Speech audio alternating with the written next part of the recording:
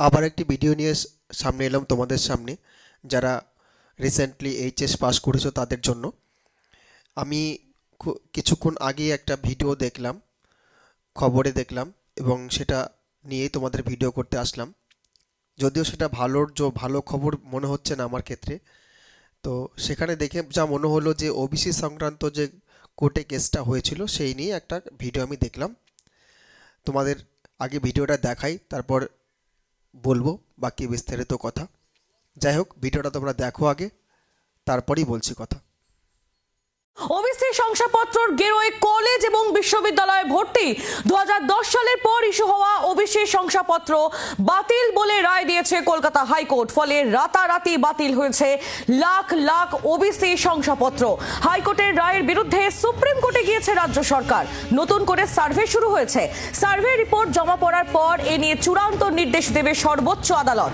ইতিমধ্যেই উচ্চ মাধ্যমিকের রেজাল্ট বেরিয়ে গিয়েছে, কিন্তু ওবিসি শংসাপত্র নিয়ে আইনি গেরোয় এখনো খোলেনি কলেজে ভর্তির কেন্দ্রীয় পোর্টাল।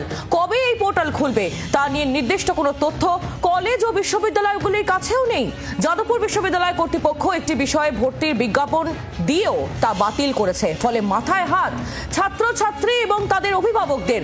অন্যান্য বছর এই সময় কলেজে ভর্তির প্রক্রিয়া শুরু হয়ে যায়, কিন্তু এবছর ভর্তির প্রক্রিয়া নিয়ে অনিশ্চয়তা। ভর্তির প্রক্রিয়ায় দেরি হলে ক্লাস শুরু হতে দেরি হবে, ফলে শিক্ষাবর্ষ পিছিয়ে যাওয়ার আশঙ্কাও তৈরি হয়েছে।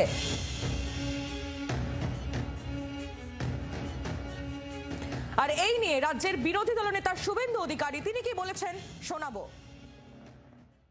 আশা করছি ভিডিওটা তোমরা সবাই দেখেছো, এবার বুঝতেই পারছো যে এখন কি পরিস্থিতি চলছে। যাই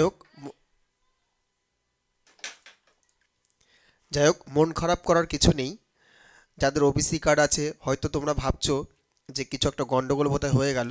আমি তোমাদেরকে বলবো, যদি তোমরা জেনুইনভাবে করে থাকো অবশ্যই শান্ত থাকো বা একদম টেনশন নিও না।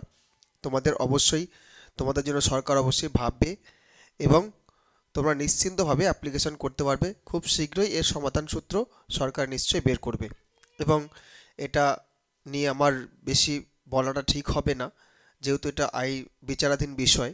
যাই হোক, তোমরা নিশ্চিন্ত থাকো, এরপরে একটা সুরাহা অবশ্যই হবে। যেহেতু সুপ্রিম কোর্টে ব্যাপারটা গেছে, অবশ্যই একটা সুরাহা তারা করবেন। তোমাদের অ্যাডমিশন প্রক্রিয়া স্থগিত থাকুক, সেটা কেউই চায় না। যাই হোক, তোমরা একদম ভরসা হারাবে না। তোমরা এই নিউজটা দেখে হয়তো ভরসা হারাবে কেউ কেউ। যাই হোক, সেরকম যেন পরিস্থিতি তৈরি না হয়। আমি নিউজটা দিতে চাইছিলাম না, কিন্তু এই সমস্ত নিউজ হয়তো তোমরা নিউজেই দেখছো, টিভির পর্দায় দেখছো।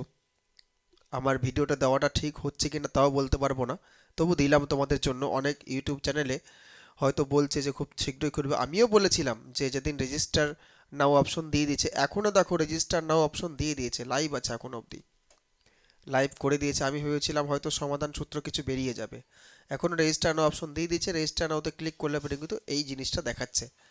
তো যাই হোক, এটার সমাধানের সূত্র অবশ্যই আসবে, এই আশা রেখে তোমাদের সাফল্য কামনা করে, বা তোমরা যে বিষয়ে অ্যাপ্লিকেশান করতে চাইছো, অনার্স পেতে চাইছো, অবশ্যই সেটা নিয়ে এগিয়ে যাও। অবশ্যই তোমাদের সাকসেস হোক। এই নিয়ে ভিডিওটা আজকে এখানে শেষ করছি। ধন্যবাদ।